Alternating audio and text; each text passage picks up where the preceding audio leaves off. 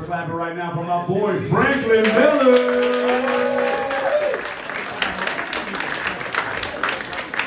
Feeling good. We're feeling good. How are we feeling? That's right. That's what we liked. That's what we like. Okay. Who here's got a stressful job? Let's talk about that. I didn't tell you guys, I'm trying to bring the energy medium. Shopee brought the energy all the way up. I'm trying to give it to you very soft. That's my energy. I got a stressful job. I work in accounting. Anyone else work in accounting? See? There it is. I can't relate to you guys at all. I'll do you one better. I'm an accountant for a construction firm in New York, which means I move money around for the mob. That is stressful. Even more stressful, I don't have an accounting degree. That's more stressful. My degree, I have a stupid degree that I don't use. Anyone else have that? A degree they don't use? What did you study? Music management. Yeah, you definitely don't. Music management? Yeah. What do you do for a day job? You're a bartender? I hear music all the time, so okay.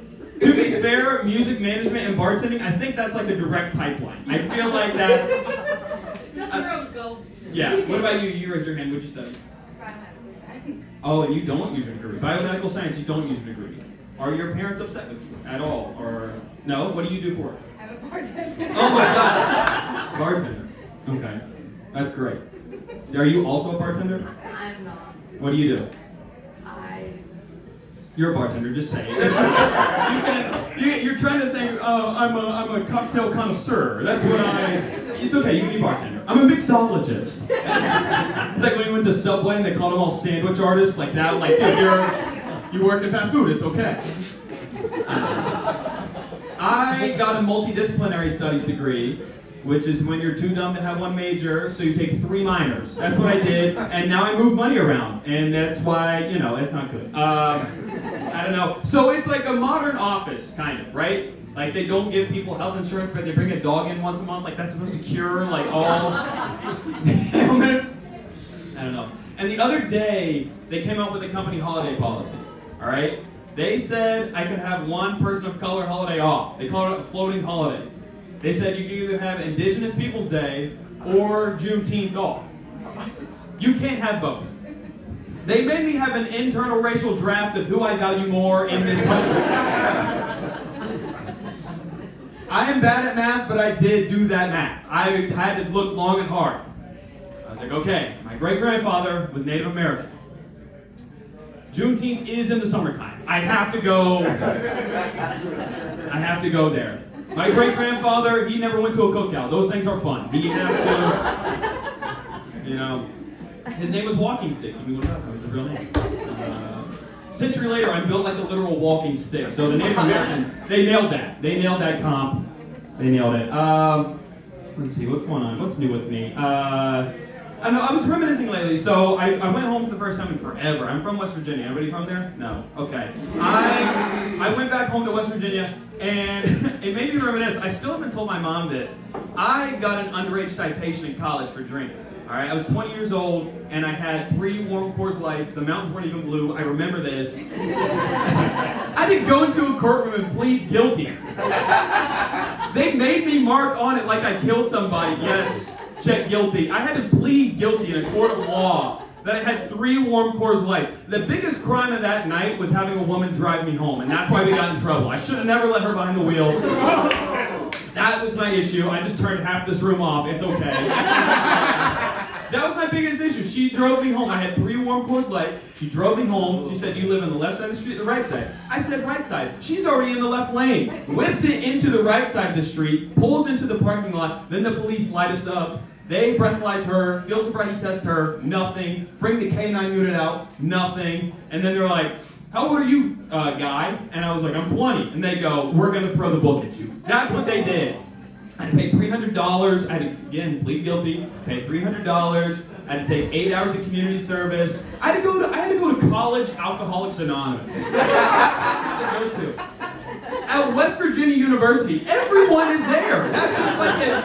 That's a prereq at West Virginia, college AA. Yeah, you're there. And it's weird because college AA is not like regular AA. I don't know about regular AA. Hold on. Okay, so college AA is just everybody bragging about how awesome they are. That's all it is. Like, oh, I did cocaine off a stripper in a back alley. And then it got to me in the round table. I was like, I had 3 warm Coors Lights and got a ride home. You shouldn't be here. That's like, it was terrible. I'll never forget that. And so I grew up in a very like conservative Christian household in the South. And so I hid it from my parents. I paid it all off, everything was all good. And then the next year, it was literally like the next year, is a college football game day, and I get a text from my mom, and it says, have fun today, remember how you were raised. That's a weird text to get today, right? And then that Monday, I checked my mailbox, and it was a letter that had clearly been opened and licked back shut by my mom. All right? And the title of it, you know how that clear part in the letter you can see? It says, The State of West Virginia versus Franklin Miller. Like I was O.J. Simpson. And it said, and all it was a receipt that I had paid my fine and everything was all good. Dang, my mom still, well, I say she doesn't know about it. She definitely knows about it. She definitely, maybe my dad doesn't know. Thank you guys for taking that ride with me. I had to tell that story. What else is going on in my mind? I don't know. You guys are really, really cool. Sometimes you have audiences that aren't really cool. The other day, I did a show. There was like 10 people in here. This is in the same room. There was a guy sitting right in that corner, right where you are. I'm pointing right at you. And he talked to me right after. He was Australian, so I was like automatically hooked. He's like, oh, you got a great thing going up there, guy. I really like this stuff. And then he's like, Australian accent, pretty good, right? So he's like, I really like this stuff. You have like this nerdy vibe going on. I don't know what it is, but it's very nerdy. He kept like emphasizing how dorky and nerdy I was. Which like most people I'd be upset with. If it was a British guy, I'd want to punch his lights out because I know he's being mean. But Australians have the weirdest sayings for everything. One of my best friends is Australian, and he was talking about hooking up with a girl. He's like, oh, she rubbed my horn, mate. And I was like, what is this? Like, he's just making this up, bro. Rubbing horn with it, rooting around. What they do? Are there any Australians in here that can say I'm doing good? Is that good at all? You're doing good. Do I have a nerdy vibe? 100%. And then he tried to say, he was like, oh, you got a nerdy vibe. This guy I'm friends with right there, he's Matt Damon's guy. He's Matt Damon's agent. I'm like, I'm about to be famous. But then he threw 2 names out. He goes, Matt Damon, Matt Rife, famous comedian. These are 2 opposite people, Matt Damon and Matt Rife. And so he's like, let's stay in touch, let's do this, all right? And then it's like 11:30 at night, and he texts me, so what now? And then I realized, this guy is not an agent. This guy wants me to suck on his dick. That's what it is. All right, I'm Franklin Miller. Thank you all very much.